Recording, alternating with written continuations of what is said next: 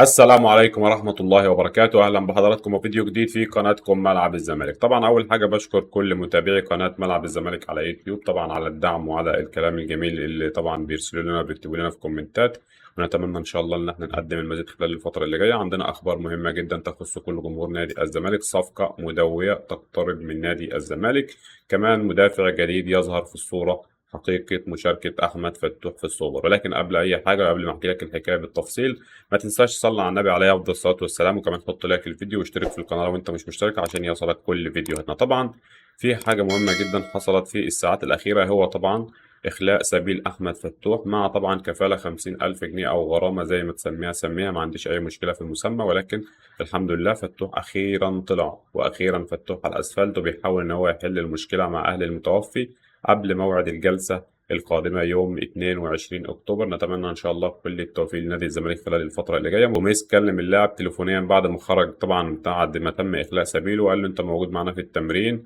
فإن شاء الله برضه فتوح لازم المدير الفني بيحاول إن هو يرفع من روحه المعنوية، ولازم يخش مع الفرقة عشان طبعا النفسية بتاعت فتوح سيئة جدا، فبيحاولوا إن هم يخرجوه منها. حقيقة طبعا مشاركة أحمد فتوح في السوبر الأفريقي، أحمد فتوح بعيد جدا إن هو يشارك في السوبر الأفريقي، ولكن ممكن الزمالك يصطحبه كنوع من الدعم إلى السعودية، إن هو يكون مع الفرقة، إن هو يحضر الماتش، ولكن مش هيشارك في السوبر الأفريقي لأن فتوح زي ما قلت لك باقي أقل من 10 أيام على موعد السوبر.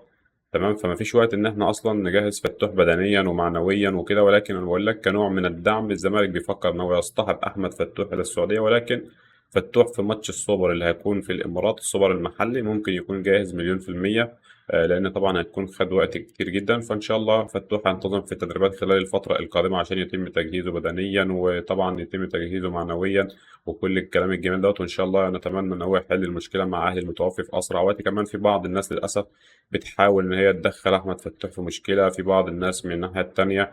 يعني شفت لقاء اسمه الأهلي مباشر، في واحد اسمه أحمد سعيد عمال يجيب أهل المتوفي، بيحاول إن هم طب أنتوا هتتصالحوا، طب أنتوا مش هتتصالحوا. يا عم أنت مالك؟ الموضوع بسيط جدا، أنت مالك؟ هما الراجل هيطلع ويحل معاهم المشكلة، إن الراجل هيحاول يراضيهم، ده دية شرعية لازم الراجل كده كده هيدفعها، لأن ده طبعا قتل خطأ، فكده كده لازم الدية الشرعية هتدفع. فأنا معرفش برضه إيه اللي مدخل أحمد سعيد والأهلي مباشر في قصة أحمد فتوح، وعمال كل شويه يجيبوا اهل المتوفي طب انتوا هتتنازلوا، طب انتوا مش عارف ايه. بتحس ان هم كده ايه بيحاولوا يعملوا مشكله بدون مشكله. نتمنى ان شاء الله زي ما قلت لك ان اهل المتوفي هو اللي له حق ان هو يتنازل او ما يتنازلش، انت مالكش دعوه. نتمنى من كل الناس ان هي ملهاش دعوه بالقصه دي. والله هم يتصالحوا هم ما يتصالحوش، في قانون، في كل واحد عنده حق. فتوح يتصالح عنده حق، اهل المتوفي يتصالح ما يتصالحش براحته، هم عندهم حق في كل حاجه. فنتمنى من كل الناس خلال الفترة القادمة إن هي تلتزم شوية بالمهنية. ولكن طبعا الموضوع صعب جدا بالنسبة لهم إن فتوح خرج واتفاجئوا تقريبا، فمن ساعتها في بعض الناس بتحاول تعمل مشكلة لأحمد فتوح تاني. معرفش إيه السبب اللي أنت هتستفيده، يعني أنا مش فاهم.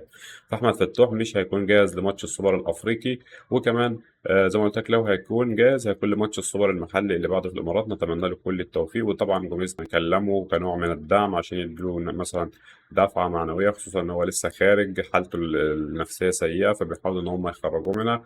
ده بالنسبة لقصة أحمد فتوح. في إشاعة كمان طالعة إن جوميز مش عاوز بن طايق في الفرقة، وإن جوميز عاوزه يمشي ومش عارف إيه. أنا قلت لك هنا على القناة ديت من فترة إن هيطلع شوية إشاعات حلوين كده قبل ماتش السوبر، فما تصدقش أي كلام من ده إلا ما أجي أنا أقول لك والله جوميز عاوز ده يمشي، جوميز عاوز ده يمشي، أنا بأكد لك. يبقى أنت كده إيه؟ إنما بعض الناس للاسف اشتغلت الحمله بدري. بعض الناس بتحاول تقول لك ان الباك الشمال اللي هو لسه اصلا ما لعبش، احنا لسه كجمهور الزمالك ما شفناهوش. طب افرض يا سيدي مثلا، افرض مثلا يعني جوميز ده ما مش بيفهم مثلا، فازاي ان جوميز متمسك برحيل اللاعب واحنا عندنا ماتش سوبر بعد 7 ايام؟ مستحيل يعني اي واحد عاقل مش هيقول لك الكلام ده، مستحيل جوميز يفكر كده. ولكن انا بقول لك دي اشاعه من الاشاعات. هتلاقي بعض الناس تفضل تضرب لك اشاعات فيك. لما كلنا شفنا مستوى يحيى عطية الله، ما شفناش حد في الاعلام طلع قطع فيه ليه؟ على الاقل الاعلام بتاعنا لسه ما شافش محمود بن طايق، تخيل بقى لما يشوفوا بن طايق يعملوا فيه ايه. انما بقى يحيى عطية الله محدش قدر يفتح بقه بكلمه ولا يتكلم عن مستوى مع يحيى عطية الله. يحيى عطية الله في مستوى في ماتش جرماية بعيد جدا، ماشي، ونتمنى ان هو يكون بعيد جدا كده لحد بعد ماتش السوبر، ماشي. لكن محدش قدر يتكلم ولا ينتقد يحيى عطية الله. ليه؟ لان ده الاهلي. الاعلام كله بسم الله ما شاء الله عامل الزمالك محتوى بقاله فتره شغال بشكل كبير جدا. في واحد طالع بيهبد ويقول لك ان جوميز مش عاوز بن طايق وعاوز يفسخ تعاقده، وانا بقول لك مفيش الكلام ده. ده طبعا كلها اشاعات من ضمن الاشاعات المغرضه، بيضغط عليك قبل ماتش السوبر، بيحاول انت كجمهور يشككك في كل حاجه. فانت كجمهور انا قلت لك على القناه ديت ما تسمعش اي الكلام ده. خليك ورا فرقتك. لو حد بص هو هيحاول يشكك في زملكاويتك اصلا، فما تسمعش لكل الناس دي. قبل لسه في كمان اشاعات هتطلع خلال الاسبوع اللي جاي ده، فما تسمعش برضو لاي حاجه الا برضو ايه، ما تاخد المعلومه من المصدر المؤكد. انت في حاجه تانية مهمه جدا، خلاص كونراد مشلاك الجناح البولندي النهارده هينتظم في تدريبات نادي الزمالك. طبعا هيتم تقديم الصفقه النهارده باذن الله. نتمنى له كل التوفيق وان شاء الله يقدم اضافه مع الفرقه. تقريبا كل الصفقات الجديده هتشارك النهارده في تدريبات الزمالك استعدادا طبعا لماتش طبعا العودة أمام البوليس الكيني، وكمان ماتش السوبر الأفريقي. الصفقات الجديدة هتخش بقى مع الفرقة عشان تتعود وتنسجم بين اللاعبين. طبعا عمر فرج، سيدين ضاييه، محمد حمدي، محمود بن طايق طبعا. واخيرا الصفقه طبعا كونراد بشلاك، ان شاء الله هيبقى حاجه محترمه جدا ويقدم اضافه مع نادي الزمالك، وان شاء الله اللعيبه الجديده تظهر في ماتش السوبر في السعوديه باذن الله ويقدموا الاضافه. وانا بقول لك ان شاء الله باذن الله بدعم جمهور نادي الزمالك العظيم ان شاء الله السوبر زملكاوي. بس خليك في الوقت الاسبوع ده ورا فرقتك، ما تنتقدش جوميز، لان انا شايف في حمله غريبه جدا على جوميز. انا ما اعرفش ليه في الوقت ده كل الاعلاميين طالعين يتكلموا على اداء جوميز. برضه مش فاهم، وجوميز ده لسه جاي امبارح؟ ما جوميز ده بقى له اكتر من 7 شهور.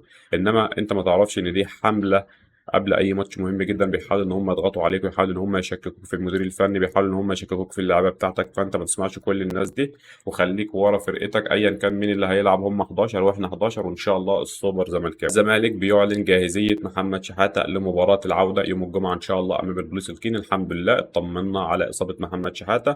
محمد شحاته جاهز لماتش طبعا العوده امام البوليس الكيني يوم الجمعه. نتمنى لهم كل التوفيق وان شاء الله محمد شحاته لازم يلعب في مركزه، لازم يلعب في مركز 8. محمد شحاته لو كمل باك يمين، انا بقول لك جمهور الزمالك هيبطلوا كوره قبل نهايه الموسم، لان طبعا محمد شحاته يا جماعه ممكن يلعب ماتش ممكن ماتشين، انما مش هيقدر يلعب ماتشات كتيره جدا كباك يمين. الراجل هينسى مركزه الاساسي. محمد شحاته بسم الله ما شاء الله حاجه مفرحه في نص الملعب، فنتمنى ان احنا نستفيد منه في نص الملعب. بالله عليك ما عدت تلعبوا باك يمين تاني. في احمد محمود، في عمر جابر، خلاص قصه نخلص ماتش الجمعه وبعد كده اتمنى ان انا اشوف كل لاعب يلعب في مركزه، لان طبعا محمد شحاته لاعب كبير جدا وقدم مستويات كبيره جدا مع الزمالك، وبعد كده راح المنتخب الاولمبي، وبعد كده كمان لما رجع راح المنتخب مع كابتن حسام حسن. فنتمنى له كل التوفيق وان شاء الله ربنا يبعد الاصابات عن لعيبه الزمالك قبل ماتش السوبر، لانها طبعا كنادي الزمالك محظوظين جدا قبل ماتشات الاهلي. نتمنى طبعا ان احنا نروح السعوديه الفريق كله كامل ما فيش اي نواقص. الزمالك بيقترب من التعاقد مع باهر المحمدي مدافع النادي المصري البورسعيدي، في مفاوضات بين نادي الزمالك واداره النادي المصري على التعاقد مع طبعا باهر المحمدي. ما اعرفش يعني، احنا كنا بنخلص احمد رمضان بيكهام، محمد اسماعيل، اسامه جلال، فجاه الزمالك ظهر مدافع جديد اسمه باهر المحمدي. كلنا نعرفه، كان في قبل كده في الزمالك اعاره ايام ميدو، بعد كده رجع للاسماعيلي تالق، بعد كده اتباع من الاسماعيلي للمصري مقابل 20 مليون جنيه. دلوقتي الزمالك بيفاوض النادي المصري البورسعيدي لضم طبعا باهر المحمدي، ولكن انا بقول لك ان الصفقه ديت مش هتكمل، وانا شايف انه لا، مدافع عادي يعني، مش جامد. كنا نتمنى نخلص بيكهام، نخلص محمد اسماعيل، ولكن طبعا تعنت ادارات سيراميكا كليوباترا وطبعا زد، لان دول اهلاويه يا جماعه. رؤساء الانديه دول اهلاويه، معروف مش هيساعدوك زي ما انت متخيل، مش هيساعدوك. احنا بقالنا شهرين بنحاول ناخد لاعب من زد، لاعب من سيراميكا، مفيش. ماشي، في الموضوع صعب جدا. فالزمالك بيضغط، رغم انه بيضغط هو واحمد رمضان بيكهام على سيراميكا للموافقه على رحيله الى نادي الزمالك، حتى الان رافضين. زد نفس الكلام، رغم ان الزمالك باع لهم 2 لعيبه. ما اعرفش ازاي ان احنا نبيع لي فرقه رافضه ان هي تبيع لنا لاعب. ده بالنسبه لي اسمه انبطاح يا فندم لو انت ما تعرفش. ولكن الزمالك توجه وظهر اسم جديد جدا طبعا باهر المحمدي، ولكن بقول لك علي ماهر مش هيوافق، لان طبعا هم مشاركين معانا في الكونفدراليه، وانا مش فاكر صراحه باهر المحمدي شارك في الكونفدراليه في الدور اللي فات ده ولا ما شاركش. حتى لو شارك مش هيقدر يشارك مع الزمالك، فالزمالك مش هيستفاد منه. ماشي، فنتمنى ان احنا نجيب مدافع نستفيد منه في الكونفدراليه، لان انا عندي المدافع باين، او عندي الدفاع فيه كوارث، باين ان انا عندي عوار في الدفاع. فازاي انا اجيب مدافع ما استفدش منه في الكونفدراليه؟ برضه ده بالنسبه لي برضه حاجه غريبه جدا.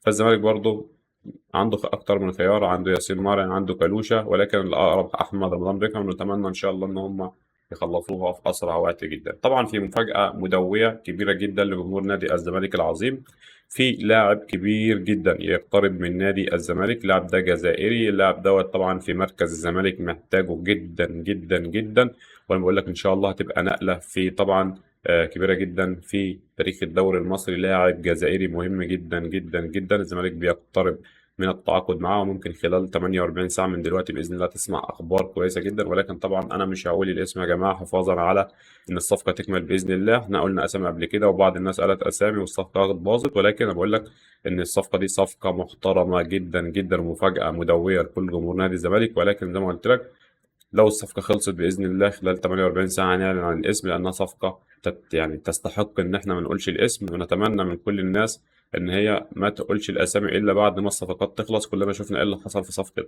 كريم البرقاوي وصفقة بوبنزا، وأخيرا صفقة محمد حمدي إنبي. أحمد يحيى وكيل الأعمال يا سيدي كان بيحاول يبوظ الصفقة، وكان جايب له عرض من روسيا بناء طبعا على طلب الناحية التانية، لأن طبعا لو أنت ما تعرفش أحمد يحيى هو منتمي للنادي الأهلي، وهو بيحاول ياخد اللعيبة من الزمالك يطلعها بره زي مصطفى فتحي زي كوبري إمام عاشور. فأحمد يحيى وكيل أعمال اللي كان شغال مع السمسار من 2022، وجاب لنا لعيبه كسر وطلع لعيبه الزمالك طارق حامد وابو جبل ومصطفى فتحي، دول كلهم بتوعه طلعهم كلهم بره لان هو ما بيحبش نادي الزمالك يكون مستقر.